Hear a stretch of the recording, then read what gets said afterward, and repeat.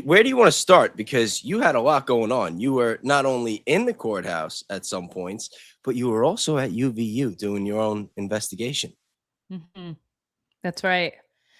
Um, I guess we could start from Monday.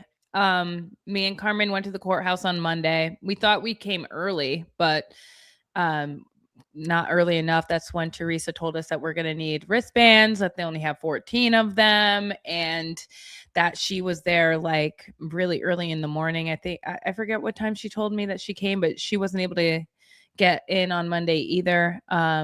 And so we just decided that we were going to go to UVU instead and just kind of retrace what the official narrative is to really like just get the facts of the case right so that we can see where the holes are, just so we can really understand like what exactly the feds are trying to say. So that we could figure out like if it really makes sense, like play by play, do the entire timeline from 8:51 till 12:23, and we did that. So we did that. We went in, we went to Chick-fil-A, we did the whole gamut. And it after going there and looking into the wooded area and finding that stairwell that I sent to you that was directly across from the Losey Center, across from Campus Drive, after all that, I'm like, okay, it's plausible that there was definitely someone on the roof, because how would they have known that this was the getaway, this stairwell, unless they had intimate knowledge of the campus.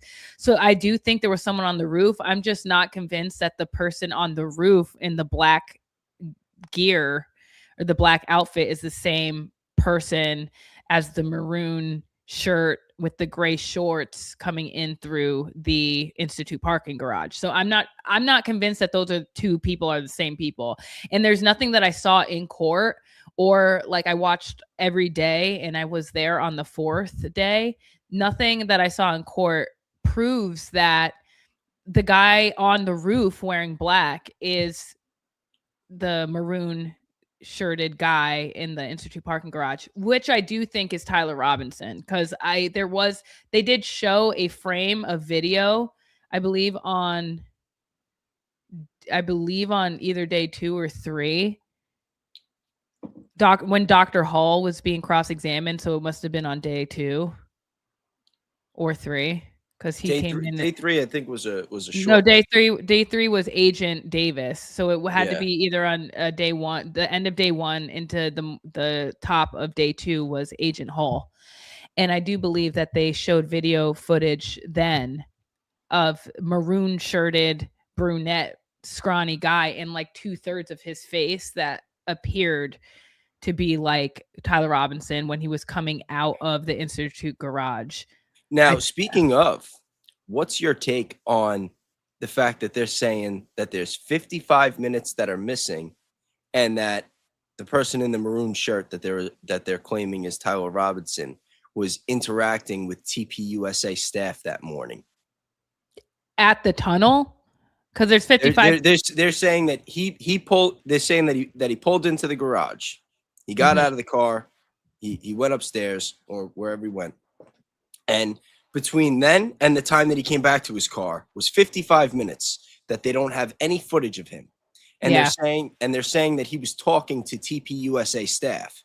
And now Blake Neff went on to an X Spaces. I don't know if you saw. He got into it. Yeah, I heard about it. And he Brandy said that was on there. Yes. And he said that he's not going to say anything about who they were talking to because they didn't do anything wrong. First, he said he wouldn't. First, he said that he wouldn't tell anybody, even if he knew who it was. And then he said, "Well, I'm not going to say anything. They didn't do anything wrong." The defense is going to subpoena. Well, they probably do have the footage. They just haven't submitted it for evidence yet. It's one of these like redacted pieces that they're not going to publish. I guarantee you that the judge has seen it, and the defense and the prosecution have probably seen it, but they haven't published it yet. But they're going to have to publish once the trial starts. And also we have to keep in mind that the defense hasn't submitted any evidence yet, because this is a preliminary hearing where the prosecution has to prove probable cause, which I think they're going to find. But to be honest with you, the vibe I got from Judge Graff I got a vibe where he was like really trying to cross his I's and dot his T, or cross his T's and dot his I's, because he doesn't want this to go into appeals, because that's going to look bad on his record. And he seems like the type of guy that really cares about his record. That's why he's like adjourning till September 1st, because he wants to make sure that he's doing every single thing right so that it doesn't backfire on him on appeals. So there's that aspect of it as well.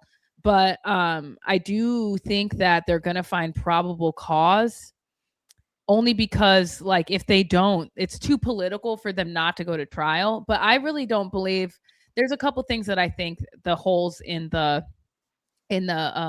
prosecution, and I'm not sure where you want to go with this interview, so I don't want to like go like too far into whatever. I want to like talk about what you want to talk about. No. You could go wherever you want. You know, obviously, I want to stick to the case and to what you found when you were investigating at UVU. But yeah, no, don't worry. Okay, I think that there's a couple things that I'm gonna need to believe that the person on the roof killed Charlie Kirk. I'm not convinced yet that it was even a sniper. It was even Tyler Robinson. And these are the reasons why. The first thing that I want to talk about is the bullets. And officer, I think it was a special agent, Val Molina. She was like the lead forensic investigator with the SBI. She was a Polynesian woman that testified on day 4. Yeah, I remember who you're talking about. She was the one that found the bolt action rifle in the wooded area. She said that she had found, she testified that she found more bullets with engravings that were in the spare room on top of the safe in the cartridge, and that they had engravings on it. They had test shots on it. But no, there's no proof that the bullet that hit Charlie had engravings on it. So, okay, you find bullets.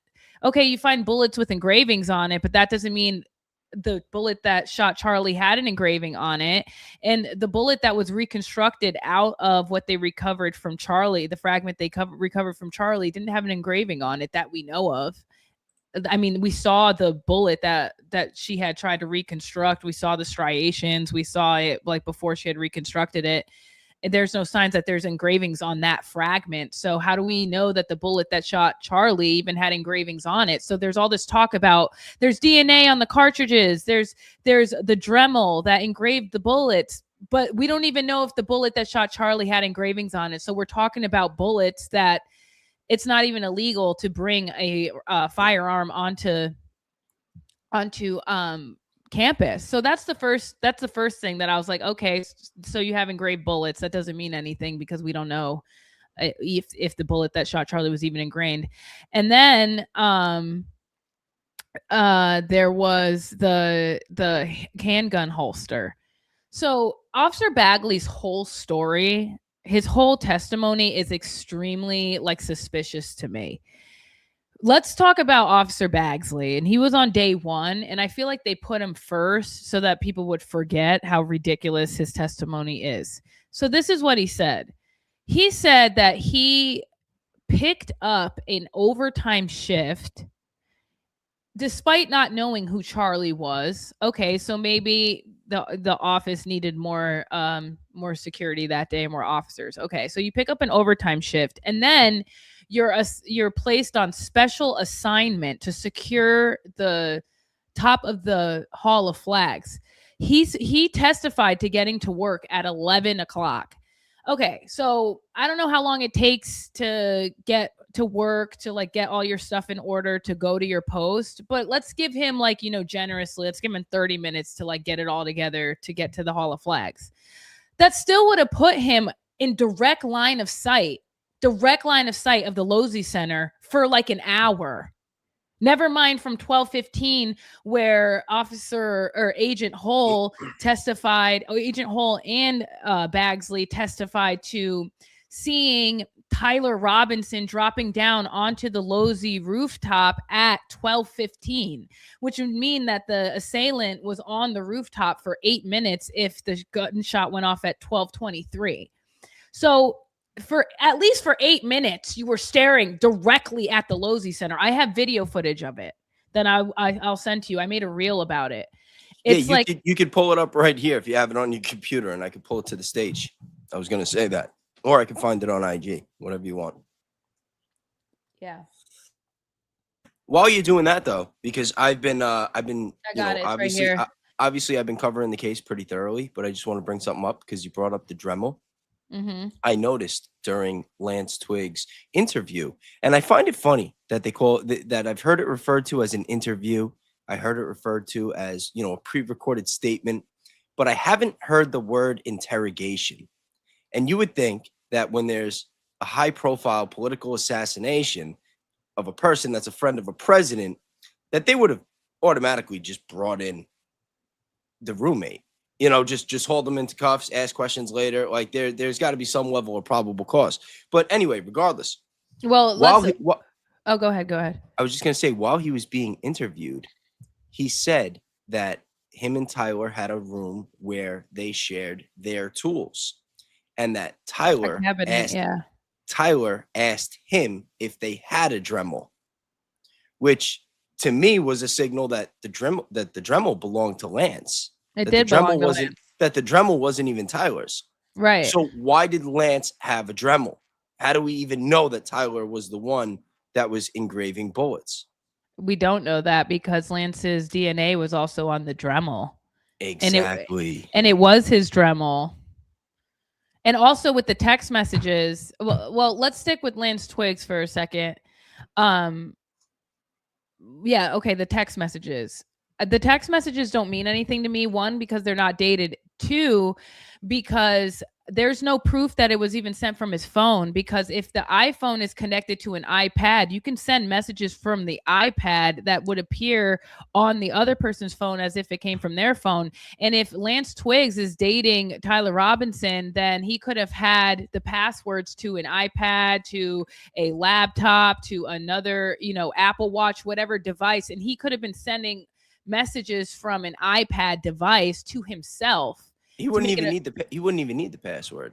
Someone goes on my computer, they could just send messages. They can go right on my Discord. They could go on my Facebook. They could go on my Instagram. If it's on the computer. All that stuff is already saved on. So if anyone that's in my house that could get into my office and just get on my computer, they could hack me and say whatever they want. So it doesn't mean anything to me, and neither does the Discord chat, because even though Agent Davis testified to subpoenaing Discord and verifying the validity of the messages, that doesn't mean anything, because the messages could have been sent, but they could have been sent using any other device. So you have to prove to me the metadata on the device that was sent and where the location. I need to see the location of the metadata on the phone. And then I also need to see verification that those messages came from an iPhone and not from an iPad or whatever other device that is linked to the same iCloud. So the messages don't mean anything to me. They don't have ballistics. I mean, we all know that story. Not only the engraving, but also like the reconstructed bullet is inconclusive. Samantha Carmack testified to that. So, and then they barely have DNA because they can't really prove that the DNA was direct. And they also can't prove that the towel came from the house. There's a Walmart across the street, and even so, it could have been, somebody that was at his house could have grabbed his stuff and set him up. So that doesn't necessarily mean anything. And it is also suspicious that the assailant knew exactly where the cameras were at, because he never shows his face. So and not only that, but whoever ran off of the rooftop into the wooded area and escaped knew that pathway was there, and nobody, like, it leads to someone's backyard. So are people just going in and out of this person's backyard, or is the person's whose backyard is it? Like, do we need to know who they are? Like, whose house is this pathway going straight to the Lozy Center? Like, only people in that neighborhood or that house would know that path was there, because there isn't even a sidewalk on that side of Campus Drive. So it's not even like people are walking there, that there's traffic there. There isn't a parking lot nearby. It's across the street. It's like comes down a windy road and it's across the street, and there's no like sidewalk. Like, the only reason why we cross over to go over there is because they said that he ran into a wooded area cross of Campus Drive. Agent Falmolina said that. She testified to that. So we went across Campus Drive, across from the Losey Center, and we found that stairwell that hasn't been reported on. I haven't seen anybody talk about it.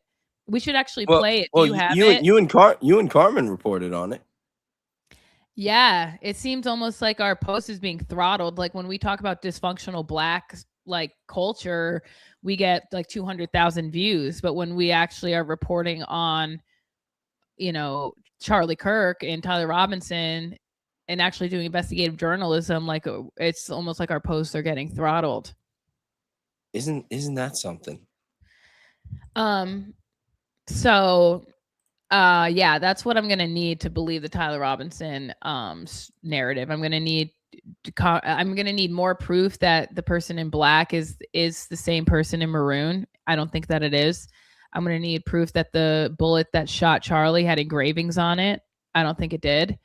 I'm going to need to know how the assailant knew about that stairwell behind the wooded area if he came at 8 o'clock and at the most was planning this for about a week. Like I lived in Orem for 10 years. My mother's lived in Orem for 15 years. Like I went to UVU. All of my family went to UVU. A lot of my friends went to UVU.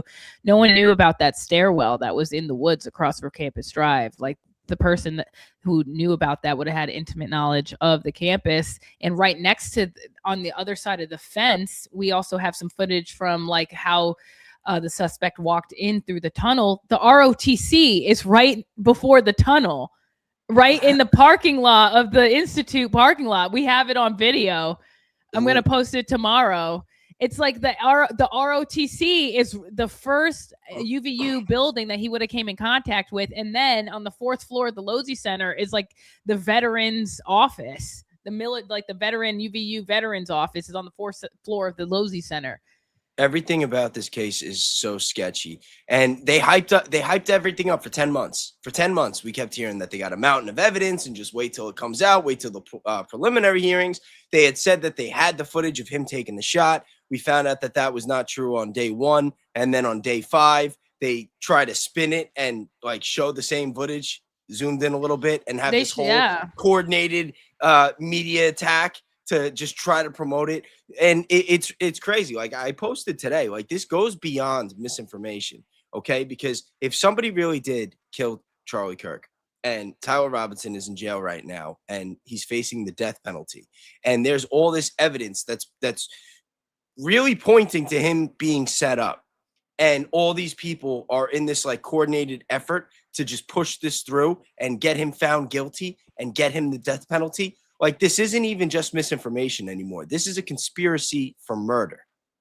Yeah. In my opinion, of course. I'm saying that. Well, the whole like theatrics, the court theatrics to try to like publish this video that they showed it on day 4, but then they were trying to zoom in on day 4 as well. And the judge was just like, had it and was like, listen, lady, we have like a hearing that we have to get along with. Like the world can't stop because of this charade. I think the judge knew it was like, you know, theatrics because the victim attorney, I forget his name, but her attorney is I forgot his name too. What is it? Is it Neiman is the last name? Something like that. He was actually Alex Acosta's attorney when yeah. So there are some Big E ties to Erika Kirk's lawyer, which I find to be very interesting. There were people that were going as far to say that he was like a Big E fixer. I wouldn't go that far. I haven't heard that much, but he seemed to have been fixing something with somebody connected to Big E. Yeah. I mean, he was definitely like acting. Like he was like, Judge, do it for the family, yeah. And the judge was rolling his eyes at him. The judge rolled his eyes at him. He's like, oh my God, this guy again. Because he knows that there's no video footage. And then they show this like zoomed out. You can't see it. It's past the atrium. And they're like, look, he shoots. He shot the video. And it's like, everyone was just like, no, we know he didn't. Like, we know what this is. This is a PR stunt. And the fact that they would even do a PR stunt like this and invite all these influencers on Friday is honestly kind of shameful. Jack you Posobiec, know? your boy Brandon Tatum, Yeah, he um, said he Benny recognized me. Johnson.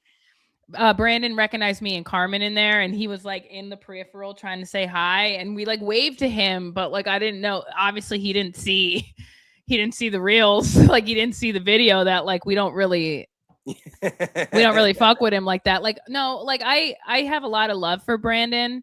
I think Brandon's done a lot of good work in like the Black conservative space, and I think he deserves his flowers for that because he did wake a lot of like young Black men up to a lot of the stuff that like the misinformation and like the Black community and stuff like that. But when it comes to his position on like foreign policy, I just can't get behind him. I'm sorry. I don't know. There are people that will, you know, trying to figure out how the way to word this. He's never come off sincere to me. I don't think his intentions are good. I think he leans more towards the, you know, the typical right-wing conservative drive the wedge between the left and the right and cause division, more so than actually wanting to help influence the Black community. I think that he attacks them more. And from what I've seen, again, I don't watch the guy that much. I don't know him, you know, the way that you did, you know, like have those type of ties. So maybe there's more than I know, you know, but I don't know. He's never made a good impression on me. No, I think that, you know, him and Candace came up around the same time. Charlie kind of created this environment that like really they had real friendships. And that's one lesson I think that we all need to take away from this is that like even if we disagree, like friendship is something that is a common lesson and theme throughout this case. Friendship with Tucker, friendship with Candace, you know, Charlie's friendship even with Brandon. We see Brandon even though like, you know, we disagree with his coverage of foreign policy and of Israel, like he really is there because he loves Charlie. I don't think Brandon is necessarily trying to spin a narrative. However, he works for, you know, Salem Media, so he's going to bend it that way anyway, naturally, because that's just kind of like the echo chamber that he works in, and like his like coworkers are all in that, you know. And right now, especially like temperatures are really hot right now, especially because of this case, especially because of Iran and all the things, like people are really going to be watching how people cover this. And so it could make or break your career if you're, you know, attached to Salem Media and you are commenting on, oh, this doesn't seem right, or this doesn't seem right. It's like he's going to have to stay the narrative if he wants to maintain his positioning in his like industry. So that's going to be, but then he's selling out. Then that, you know, then he's not a true friend to Charlie. He might be a true friend to Erika. He might be a true friend to Tyler Boyer. He might be a true friend to some of these other people. But anybody who has been at the courthouse this week and is still advocating for the death penalty for Tyler Robinson and trying to say that this evidence makes it clear that he's guilty, that is not what Charlie was about. That is not what Charlie would have wanted. Charlie would want the truth. And if you are a friend to Charlie and you see that there's evidence that this is not the guy, you're going to speak up. You're going to say so. Yeah, the majority of the evidence is based on Lance Twiggs, and who even knows how credible he is as a witness. We weren't able to see a cross-examination of him. We weren't able to see a fair, like we had some pre-recorded interview via Skype. Like was not anything, and most of the questions were leading. Like I will agree with Novak on that. Like most of the questions from McBride were definitely leading with Lance Twiggs. Oh, 1,000%, 1,000%. And not only that, but there was no pushback. There was no follow-up. Like none of it really made sense. Like even when they're talking about video games, and you know, like Lance couldn't even really name games that they played together. You know, he mentioned one pirate game, but that was it. He said party games. Have you ever? I know you're married. Is your husband a gamer or no? No. No. Yeah. Okay. So I didn't think so. But basically, if you're in a relationship with someone and that person is like a gamer and plays a lot of games, whether it's board games, video games, card games, whatever, like you're gonna know what games they play because you're gonna be annoyed because they're usually playing that game at times that you would rather them be spending the time with you. So the fact that he's referring to the games as party games, it was very odd. There were a lot of things that were odd. And number one, I don't know if you caught this, but when the investigator or whoever was first questioning Lance, he said, "When did you start dating Matt?" It's like, who's Matt? Did you catch that? When McBride was interviewing, That's the investigator's name, or was that an investigator or the lawyer? He is the district attorney. He's not the district attorney. Attorney Gray is a district attorney, but he's the lead prosecutor for the attorney's office for this case. Oh, so that was the lead prosecutor interviewing. Yeah, attorney McBride. How could they do that? How can they do that where you have the prosecutor interview and not the defense? Like, even if it's going to be pre-recorded, you should have 2 pre-recordings. Like, there should be a balance. There should be, but there wasn't, because for whatever reason, well, because Lance Twiggs is holding this whole thing together. The Dremel belongs to Lance Twiggs. Tyler Robinson was living at his house.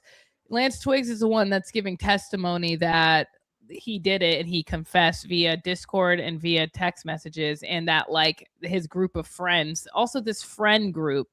Lance Twiggs seems like one of those guys that are like, my friend, like, he has a lot of like friends, like it, and they're always around. Like, I picture like their apartment just always having like these like gamer incels in there, and they're kind of just like, you know, he's just always around friends and stuff. So I could see there being like more people that know what's going on that haven't been brought up. Like, I feel like Lance Twiggs, he's kind of the key to like who else was in the house? I want to know, like, what other friends were coming over? Who was influencing Tyler Robinson? Who else was he working with? You're trying to tell me this kid that Lance Twiggs testified never really talked about politics, never really talked about Charlie Kirk, barely talked about Donald Trump, maybe sometimes.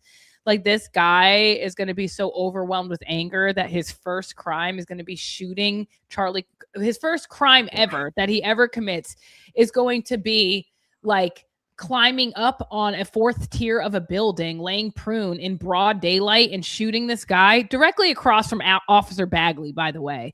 Officer Baggley saw the entire thing because hitting a kill shot and then getting away like that. And then running away into a hidden staircase into a neighborhood and then gone forever. Like, okay. That doesn't make any sense. But back with the whole game, when they were asking him about gaming, and at one point Lance Twiggs brought up that they used to play shooting games. And you would think that if you have the main witness to a crime where there's a shooter and he's saying that they played shooting games, that there would be a little more questions. Like, you would dig a little deeper into that. No, I thought like, he what said type that, of shooting games? Did he enjoy it? Did he ever really talk about, you know what I mean? Like, anything. And they just kept it moving. I thought he said he played shooting games sometimes, but not really. But you would think that, I mean, I would think that he would dig a little deeper into there. Yeah, no, they're definitely trying to protect Lance Twiggs. But he's not gonna, I don't think he's gonna be able to stand through cross-examination because he's completely implicated too. His DNA's on there. His DNA's on the towel. His DNA's on the screwdriver. His DNA's on the Dremel engraving tool. And who even knows how relevant the engraving tool is, because we don't even know if the bullet that shot Charlie had an engraving on it. So all this talk about there's so much evidence. Look at the engraved bullets on the cartridge. Look, it's engraved and it says test shot on it. That's not necessarily relevant. It could have just been somebody on campus, like Tyler Robinson could have been on campus. He could have, had his rifle on campus with the bullets. And I'm not like defending Tyler Robinson here, but Lance Twiggs could have gotten his rifle somehow and planted it. I'm not saying that he did do that or didn't do that. I'm just saying engraved bullets doesn't mean anything to me unless you can prove that the bullet that hit Charlie had an engraving on it. Or they could. I think it's very plausible to believe that the two of them could have been compromised by another situation altogether, and that Lance could have been kind of coerced into setting up Tyler. Yeah, because I wonder if, did Tyler's parents and brothers know that he was gay? and that he was screwing his roommate. I don't know. Did they know that? Is that something that, I mean, he grew up Mormon. I can't imagine that's something that he had a Boy Scout leader that he actually knew well, which means he was active in the Mormon church. But think about even that narrative that they were gay. Where are we getting that from? Because Lance Twiggs. but originally we got this from the mainstream media, and they were saying that he hated Charlie Kirk for his political views, right? And then we find out that the only time Tyler ever really listened to politics was in the car ride on the way to work with his coworkers in the car with the car radio. Now, Right. anybody who follows politics, okay, and this I think that you can attest to, you're not going to just listen to the politics in the car on the radio. You're going to be paying attention on social media. You're going to be watching YouTube. You're going to be watching the news. Now, if he was, carpooling to work, like, was he even in charge of the radio? Did he even want to listen to it? Like, why is there any reason to believe that he cared? And then when Lance was asked if they ever talked about Charlie Kirk, he said no. When they asked if they care about gay rights, which is supposed to be the whole motive, the whole entire motive for why they're saying Tyler Robinson did this, is because he hated Charlie Kirk for his political views, because he was a gay leftist, and Lance, his partner, was a gay trans furry. And Lance said he didn't care about the gay political views. That like he said, Tyler never talked about those politics. They didn't care. So where is the motive? Right. So they don't have motive. They don't have ballistics. They barely have DNA. They don't have a positive identification. They say they have video footage. You don't see his face, except I think, in my opinion, on day 2, they showed video footage of like 2/3 of a brunette male, scrawny male, like Twinks body in a maroon shirt and gray shorts coming out of the Institute parking garage. And to me, it looks like Tyler. But he didn't have a rifle on him, and there was no indication that he was even committing a crime, and he wasn't wearing all black. All of the footage with the all black person, he knew exactly where all the cameras were, and he hit his face, which would track with him knowing where that pathway was in the woods, because if he knew where all the cameras were, then he would have an intimate knowledge of the campus, not someone that came 4 hours before at 8:10 in the morning. That they say that he planned it for Lance Twiggs said, oh, he must have been planning it for a week, but we have no proof of that. The only proof that we have is that allegedly, and this isn't even proof because we don't even know if it's the same person, but that Tyler Robinson was at the school at 8:10 in the morning. Like, we need video footage of him there for weeks at a time, like weeks before. And it's going to be even more in depth than that because of the stairwell behind the wooded area. That is the only way he could have escaped, because it is a steep incline like that all the way through, and then it's a gate for the rest of the road. So he didn't run up like a steep, like vertical, like basically an 80-degree angle. He didn't run up that, and it's all like tree branches and dirt and mud. He didn't run up that, and he didn't jump a fence. So he ran through that stairwell. So he would have had to been part of the neighborhood, or someone part of UVU, which would track with Baggley, because Baggley was an officer at UVU before he transferred to Spanish Fork, and now he works for Spanish Fork Police Department. Like, I think in March, he said. And so that would track with somebody that knew the campus intimately, because he was a police officer there, and he was also staring at the 4th tier rooftop for an hour, because he was on special assignment to secure the Hall of Flags, which is directly across from the 4th tier rooftop. So my question is, why didn't Officer Baggley see an assailant laying in the prune position, or at least on the rooftop, for 8 minutes? Because you're saying you see video footage of him dropping down at 12:15, and then he takes the shot at 12:23. That's 8 minutes. That this 8 minutes is a very long time to not be seen on a roof with 3,000 people around in security. Play that video. Directly behind me is that wooded area where we believe that bolt-action rifle was found. Now, if you can see, this is on a steep incline, so it's less likely that he took this route up, but rather took this stairwell path that was right here directly.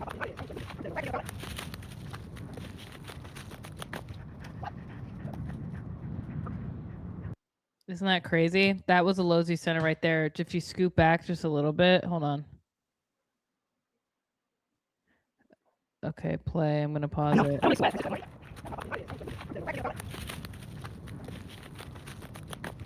Boom. That's the atrium. That's insane. So whoever jumped off that building knew that path was there, and the only way they would know that if they had intimate knowledge of the campus, not like Tyler Robinson who showed up at 8:00 in the morning. How the hell would he have known that was there? I fucking lived in Orem for 10 years. I didn't know that was there. None of my friends, I have friends that work or professors at the university now. They had no fucking idea that was there. They've been there since 2012. So they, So but wild. a UVU officer would have known it was there. And then I want to show you This other one next to it. Yeah, this is the Officer Baggley. Standing on the Hall of Flags, this is where Officer Baggley testified that he was on special assignment to secure this area, which he would have arrived at around 11:15 a.m. We know that Tyler Robinson arrived at the north side of the campus at 11:51. You can see directly behind me that atrium, which is a direct line of sight, which would have been in Officer Baggley's peripheral to see that rooftop where Tyler Robinson gained access to. Officer Baggley was responsible for securing this area, and the main thing we want to know is that he did have a direct line of sight to that Lozy building where Tyler Robinson was allegedly standing. Now, he said that he took the stairwell, which would be to the left of me here, and it took him 30 seconds to get down to that courtyard area, which is where Charlie Kirk was located, which is directly below me here. Now I'm going to take you guys down to where Charlie Kirk was seated, and also to where Officer Baggley said that he saw George Zen get arrested, and where he found that holster that he didn't think was evidence. So we just came down that stairwell where Officer Baggley said that he used to access this courtyard area where Charlie Kirk was shot, allegedly by Tyler Robinson. I'm going to continue to take you along this path so we can go see the actual area where the pavers dug up and they were placed and repaved over this whole scene. So let's go ahead and go this way. Okay, so this is the infamous area where Charlie Kirk was sadly assassinated, and this is also the area where they dug up 10 inches of soil 3 days after his murder. And not only that, this is where they repaved this whole area, and it looks nothing like it was prior to the assassination of Charlie Kirk. Yeah. Because I think I told you about how my Amazon story, how I found Turning Point. Like before Yes. I worked at Turning Point, I got a promotion at Amazon. I moved to Tempe, and I was working out of one of their corporate offices in Tempe. And the team that I came on were a lot of these gamer kids. They were like, and they all kind of looked the same, to be honest with you. They all have this like very skinny, like very like Twinkie look, kind of like Tyler Robinson. And they all played games all day long. You know, when they weren't working, they were just playing games online. And they were super pro trans, like trans Tifa, and they all organized against me and gang stalked my social media and would screen record anytime I posted like Matt Walsh or anything conservative or anything about Jesus. They would screen record it and they'd send it to HR, and they would tell HR that I was a white supremacist, and they would all make up lies about me and triangulate me with everybody else and go to HR, and like basically they like were maniacal and diabolic in this like plan to push me out because I was a conservative and because I was a Christian. So trans Tifa does exist, and they were like chronically online. They were like these type of people that were chronically online, and I don't know what games they played, but they were like web like cyber web like incels that never got any pussy, and they didn't know how to like react to me. And I only know that is because like when I came on the team, it was like 12 of them and me. And like, I'm really nerdy. Like I'm really into, like, I was on a team of robotics. Like we were doing robotic monitoring. for the Amazon like robotic floors. And the team was just all these like nerdy incel, like super online gamer like dudes. And then I show up and they didn't know how to like respond or like talk to me, and it just turned into this fucking crazy shit. And then they found out I was Christian and conservative, and they were like, fuck this bitch, get her out of here. And so I said that to say, like, trans Antifa does exist. Like, they had a whole Antifa element to them where No, I'm not saying that trans Antifa doesn't exist, but I'm saying if you go into any gaming store where they're playing like Magic the Gathering or Yu-Gi-Oh or D&D, like, these are not the type of people that you're gonna be able to profile, that you're gonna have to worry about taking a rifle onto the roof of a campus. well, I'm not sold that Tyler Robinson was on the roof, but like, these are not people that are sitting there stewing about politics 24/7. Right. Right, but I wouldn't doubt if Lance Twiggs was part of an online community that, like, I wouldn't doubt if there was like some type of online community aspect of this, or if, Lance Twiggs, yes, I 100% agree. I would not be surprised about Lance Twiggs at all. But Lance Twiggs is not the one who's on trial facing the death penalty. It's Tyler Robinson. And like, for 10 months, we heard about how there was this mountain of evidence, and that Erika, she forgave Tyler. Then she went on Fox News saying that Tyler's the guy. She saw the evidence. She's confident. And then all of a sudden it comes out, and it's like, what are you confident about? Like, there's really not as much here, nowhere near as much as they had been selling us for 10 months. And now it's like I said, there's this coordinated effort to use the media and just try to manipulate everybody into saying that something was there and something was shown that wasn't, so that they could get this kid killed. Well, that's shameful. The whole court spectacle is really shameful. Like, the whole Erika Kirk, like, bawling her eyes out, crying, which, believe me, it was sad. I was crying too during the Lance Twiggs testimony. Like, I was crying, she was crying. And for a second there, she was sitting directly behind me. And for a second there, like, I really thought it was sincere. Like, I was like, okay, she cries. Maybe, and I was writing it off like, maybe we don't see her like really deeply emotional because she's a Scorpio. I was just writing it off like, maybe we're all saying she's fucking weird. In reality, maybe she's just a Scorpio, and that's just really how they move. But then I stood up after recess, and everyone was going up, and I stood up and I looked around, and she was like standing on the back of my chair. And she had her mascara running down her face, and she was staring, like, glaring at the judge. And I was like, damn, like, she's really mad. Like, she really wants to make it a point for the judge to see her with her mascara running down her face, because she's trying to push this motion through that she filed late last night. That's why Judge Graff was like 30 minutes late in the morning, because he had to review this motion. Well, that was on day 5. That was on day 5. That no, it was late day 3 that she put in the motion that she wanted to publish the video footage of Lance Twiggs shooting the rifle, which never happened. They just ended up playing it that day, and it's not there. Now, is she allowed to just like stand there grilling the judge like that? It was in the recess. So like, he called a recess and people were walking out. And when me and Carmen stood up, we saw her with like mascara running down her face. Like, she had been sobbing, but she was like staring. Doesn't she usually wear the makeup that the mascara doesn't run?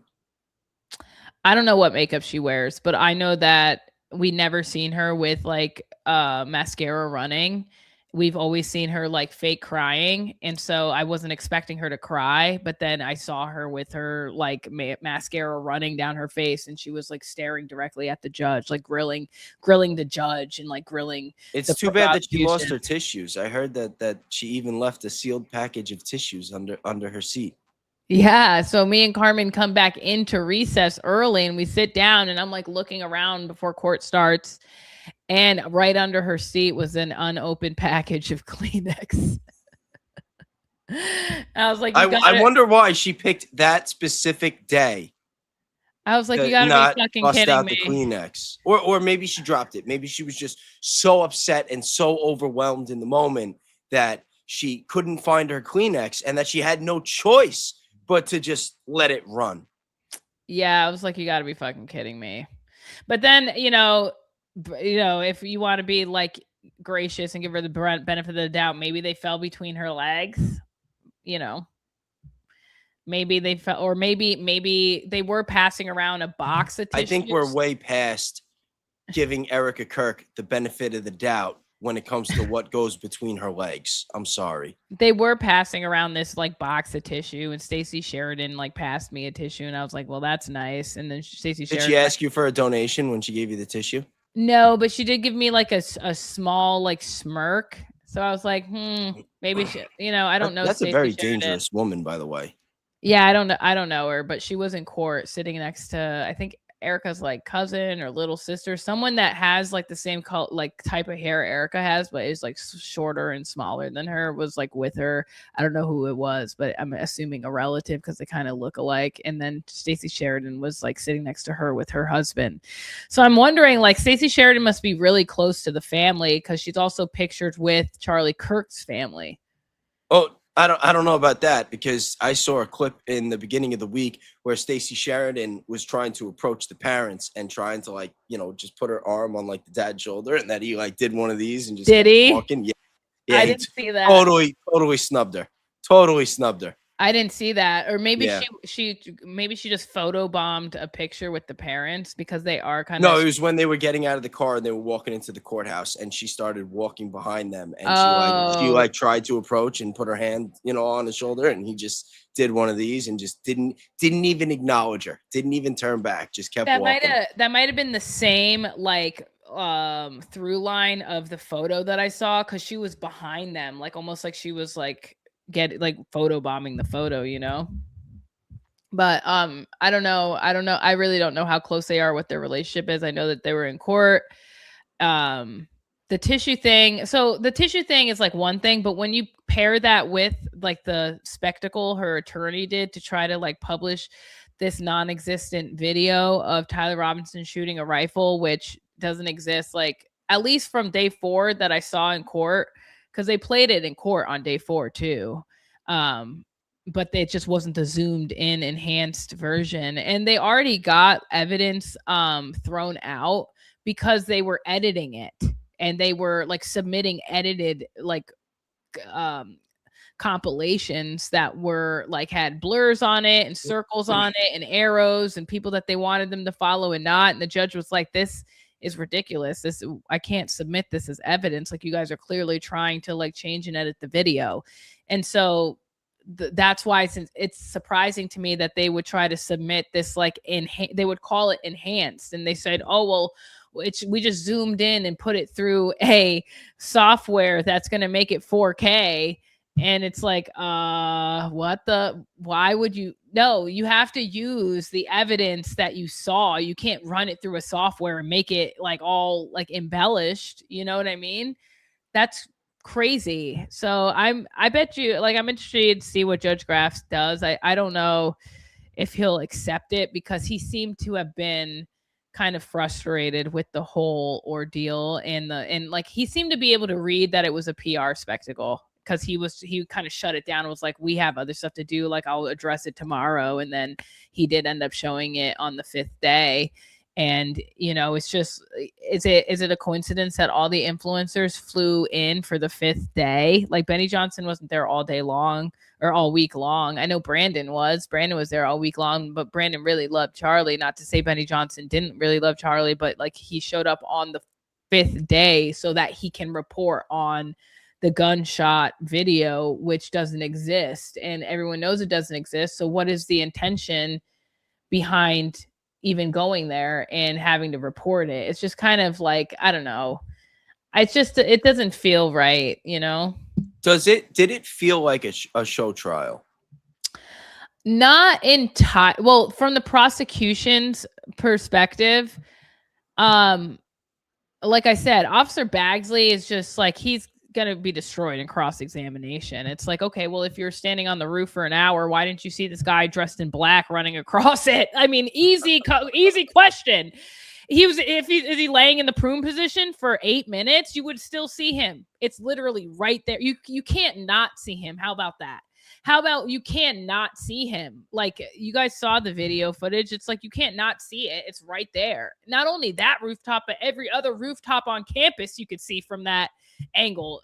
Honestly, every rooftop like in the city you could see from that freaking Hall of Flags. Like, you could see all of the rooftops in the apartment complexes across the highway, down by Geneva and Wolverine Crossing. Like, you can see a lot from that vantage point.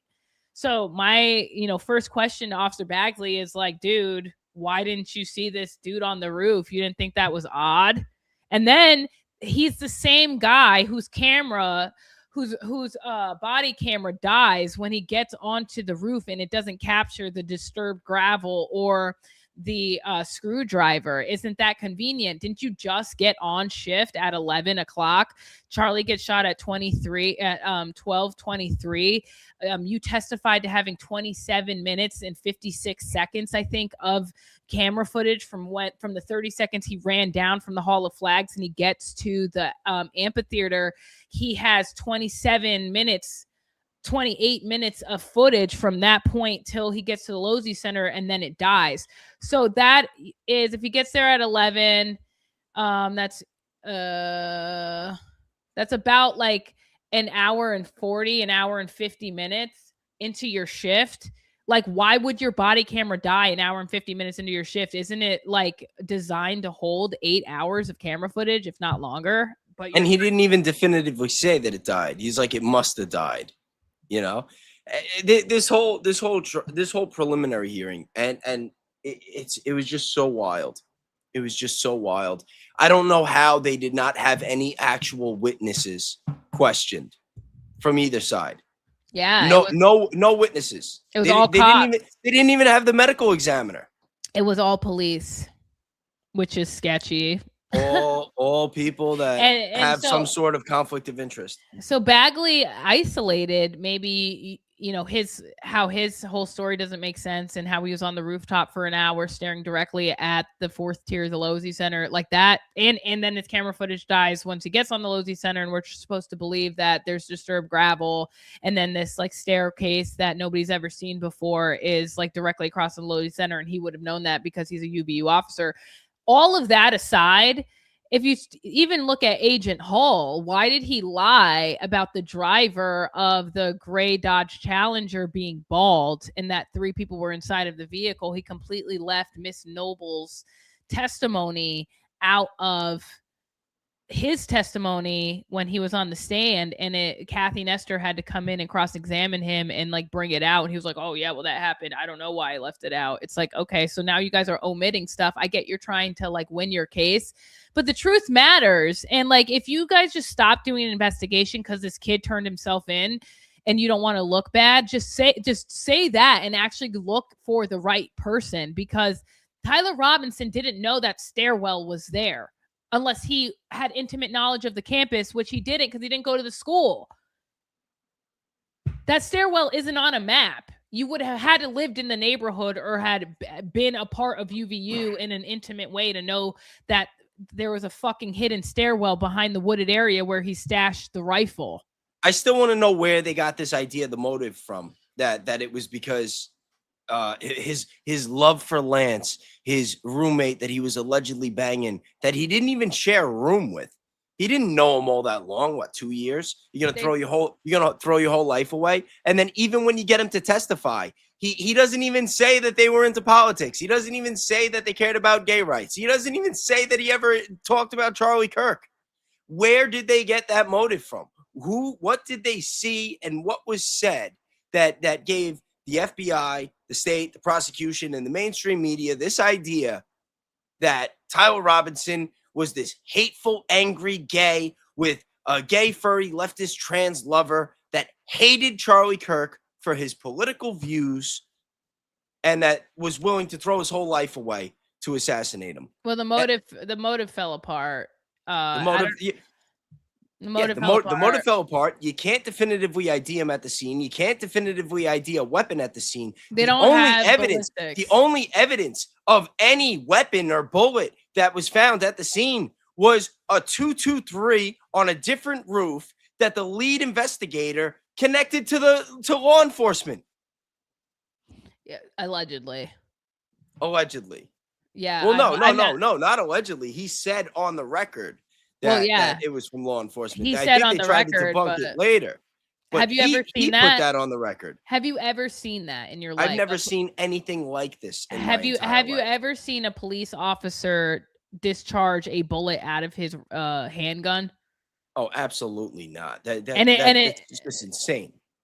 you ever seen a police officer clear his gun and a bullet pops out or bullet falls out, whatever their story is? It's like it would be something out of Superbad. You know what I mean? Like you have two clumsy cops that are like smoking weed, messing around with their guns. Maybe that would happen. But in an investigation like this, in a high-profile assassination such as this, they needed to bring more. They talked a very, very big game.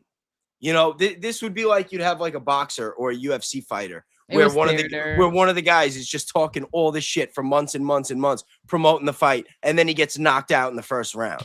Like that is what we saw in these preliminary hearings. It's PR, but then we have to ask, why are they running a PR campaign to try to influence the narrative? Why don't it feels like a psyop? It does. It feels the whole thing feels like a psyop. So we got to. And this is why a lot of people, you know, I was watching Dee because you know, Billy, Brandy, and Teresa were on there, you know, before we started. And Dee's at 70-30 that Charlie's alive. 70% that Charlie's alive and the whole thing is a psyop, and 30% that he's actually dead. I don't know if he's still alive, but I don't think he's still alive because they have an autopsy. I've been back and forth. Have we seen the autopsy yet? Like they put all this.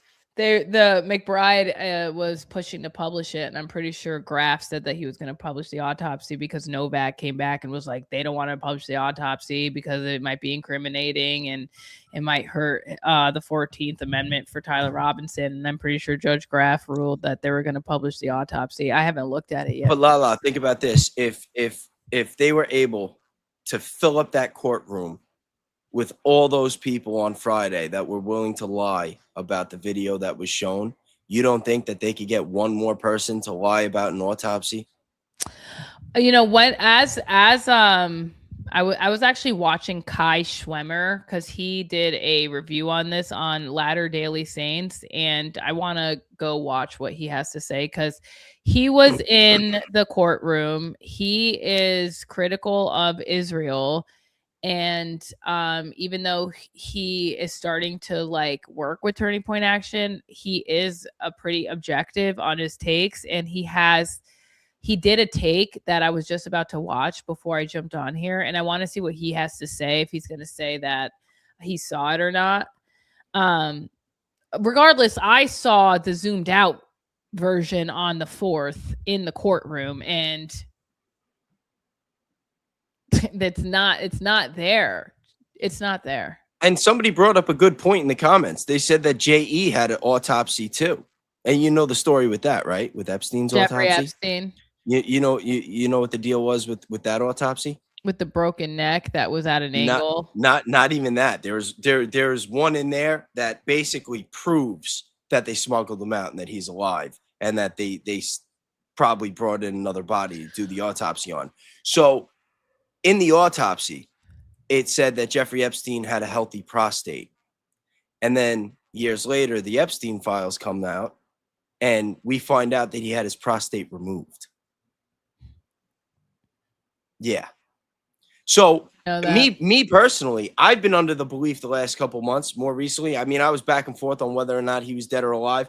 I think that I've been saying that I think that he's dead, but I think that he got killed, not just for the war with Iran and, you know, allegedly possibly leaving the pro-Israel cause, but I think that it had to do with what he either knew, found out, or could have found out, or just his overall influence with getting more information with the release of the Epstein files. I think that if Charlie Kirk was killed, that it's in more connection of the Epstein files than anybody is realizing or would like to believe or admit. So if that's true, if Charlie Kirk was assassinated in connection with the Epstein files, and they covered up whatever happened to Jeffrey Epstein with some sort of fake autopsy, then it's more than plausible to believe that they would fake the autopsy for Charlie Kirk as well. whether or not he's dead or alive. I wouldn't trust that autopsy. Someone said Lala would kiss the wall. Are you They reading my don't. hat? They don't know you. They don't know you. Read my hat. The only thing that Lala has ever said that I found very, very sus was vouching for Brandon Tatum.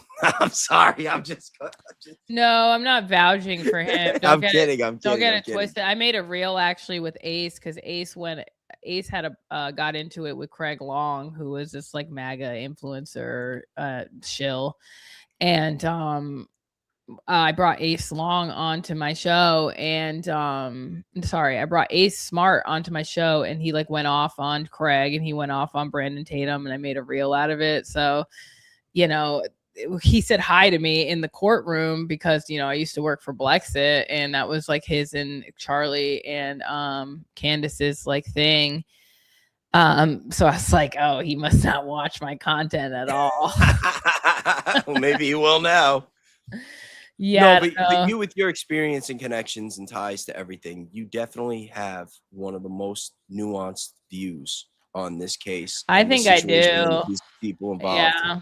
And that's why I love having you on, and everybody loves when you come on. Well, majority of them.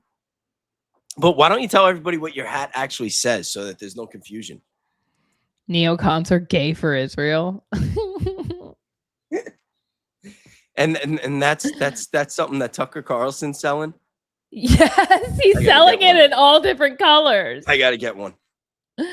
I love Tucker. Anytime someone talk shit about Tucker, I am always backing him up. Yeah, I gotta get one of those hats. I wish I came up with that first. That's amazing. That is amazing. And they need more. Ace Long is a porn star. Haha. You mean Craig Long? I know. I'm reading the comments now. I'm like, yeah, once you get sucked in, that's it. But yeah, so I don't think it's that strong of a case. Everybody's saying the evidence is overwhelming. I really don't think that it is. I mean, they don't have ballistics. They barely have DNA. They don't have motive anymore. The Dodge Challenger, they don't have a license plate on it. Like, how many Dodge Challengers could there possibly be? You know what I mean? There's inconsistency with Agent Hull and Officer Baggley's testimonies. Like, Officer Baggley's going to get torn up in cross-examination, and Agent Hull is going to be torn up. Like, they're going to drill down on him omitting the Mrs. Noble's ring camera footage and her interview. So that's going to be a problem. I mean, this staircase, which no one's talking about, I think they're throttling my reel. So if you guys hear me, go to my IG and like, comment, and share the reel that we showed you about the wooded area. There was, behind the wooded area that they found the bolt action rifle, there is a whole hidden staircase, which is the only way to get out of there because it's at like an 80-degree incline, and there's like a gate for the rest of the street. So the assailant or whoever was on the rooftop had to have taken the staircase to leave. There was no other way to get out of the way. And then it leads into someone's backyard, into a house, into an outlet, into a street.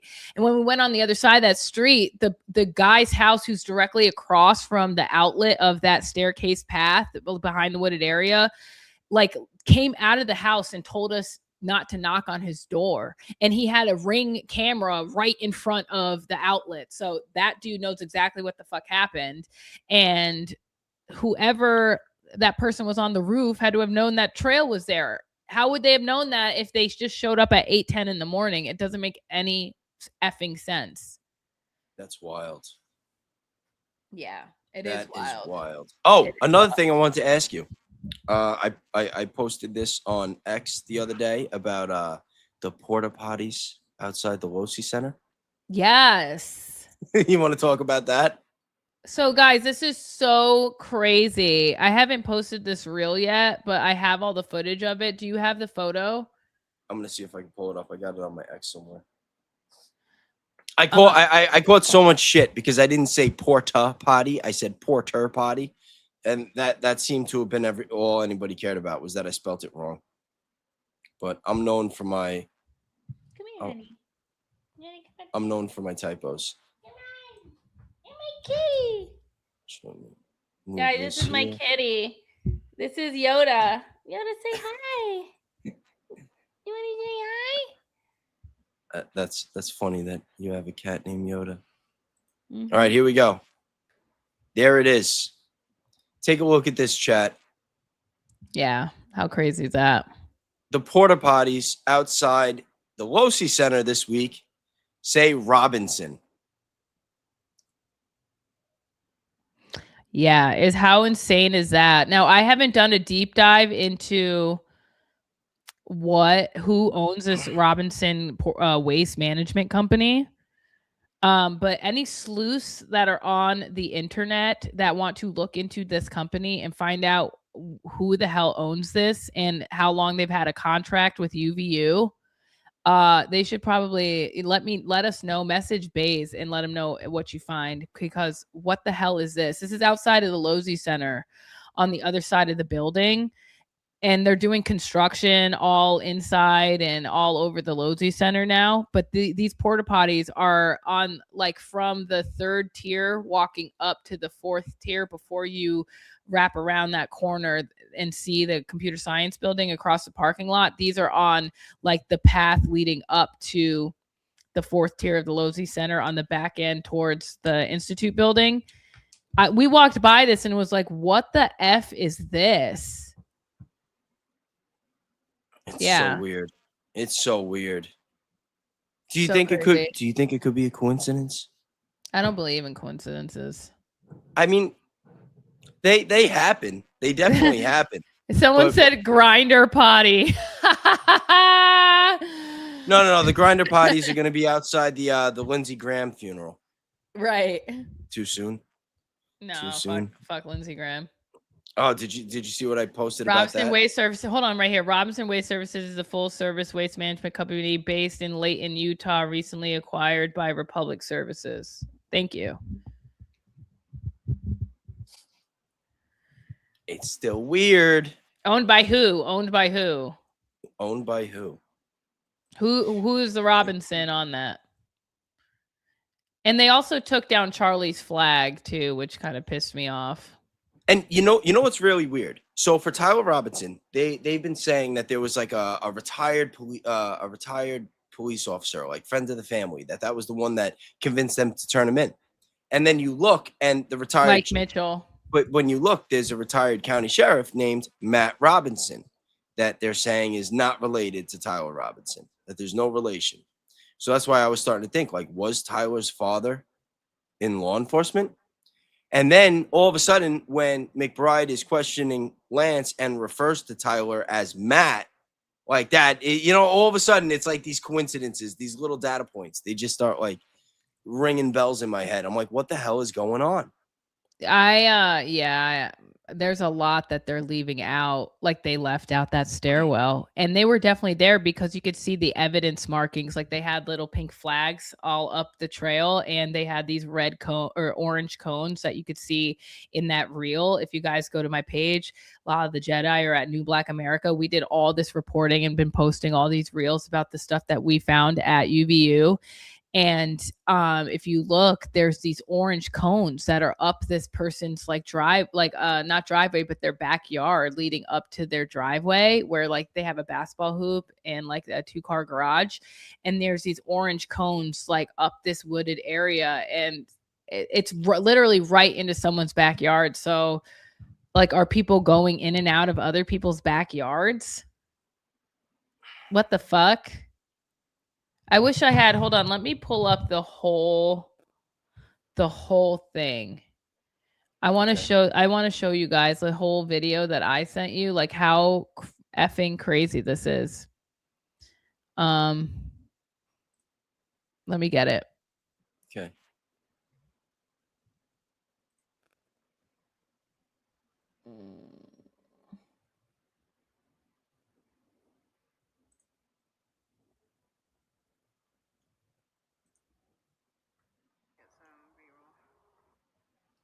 Yeah, here is part of it.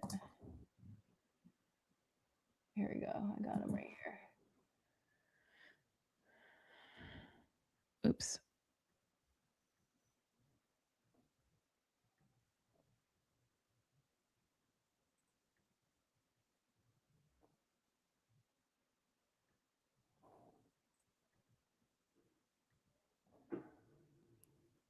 Okay, that's one. Pull it up. Yeah, go ahead and pull that one up. So that's me coming down. All right, let's go.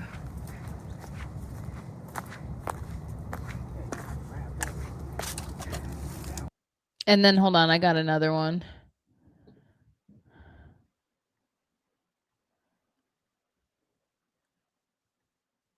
I believe it's this one.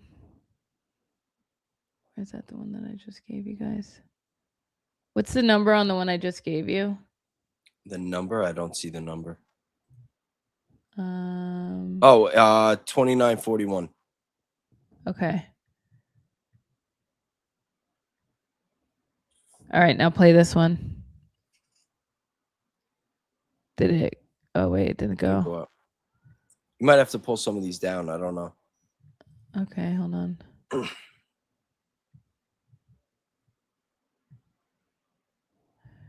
As a guest, you can only share 3. Okay. Yeah, so you got to pull some of these down. All right. Sorry, guys. Just 1 second. Don't worry. Take your time. Take your time. All right, play that one.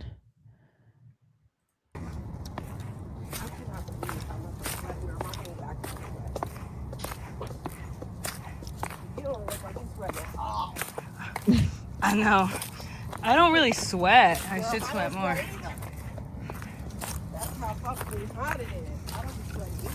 Sorry, guys. We're talking so much shit.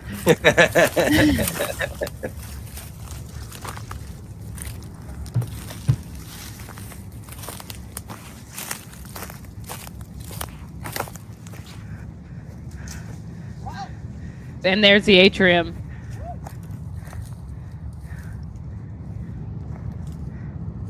See? So he ran from that atrium. Hold on, let's pause it. So you guys see that atrium right there?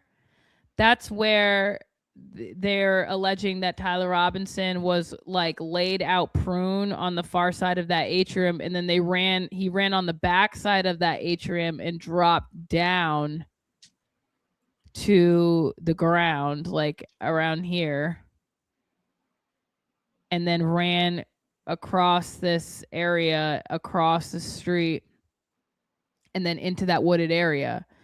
But like, if you remember the reel that I showed you before, it's all like 80-degree incline. Once you get to that wooded area, it's all on an incline and the street's right there. So either he would be running on the street basically and up until forever, because it's a gated, once the incline in the woods stop, then the gate starts, and it's like houses and a gated, like a stainless steel gate. So he couldn't have gone straight. He wouldn't have ran up like through the woods. He would have had to have gone up the stairwell. And here is, I have another picture for you guys. I don't know if it's going to let me do it actually, because I tried to pull it up and I think it's not like a JPEG, so it's not going to let me pull it up. But it's basically the stairwell that we just saw. It's this. I'll just move it to here. Hold on.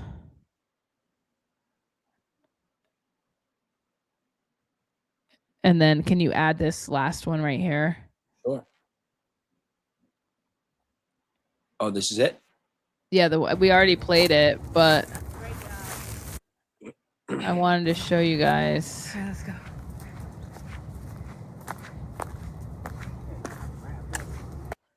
This basically. So this is the stairwell that's hidden past the wooded area. See how discreet that is, guys? They haven't mentioned that the assailant knew this was here. How? Because this is someone's backyard. I have another video of B-roll that I'm gonna add. Hold on. And now you weren't able to talk to the homeowner and get him to let you ask some questions? No. No, I did not. Hold on. Okay, so this is, let me see, is this a B-roll? Here we go. Okay, I'm gonna show you the whole video of the backside, not just the path, but like this is once you get up on that stairwell, what you see. Okay, play that one. B-roll.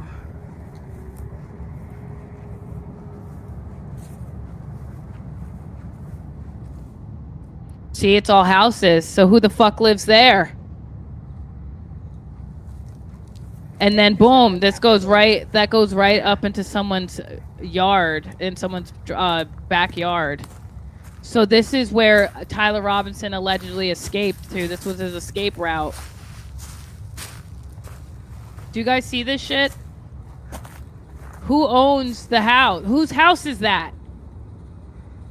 Because are people just walking in and out of this person's backyard to get to these fucking stairs? Who knew that they were there?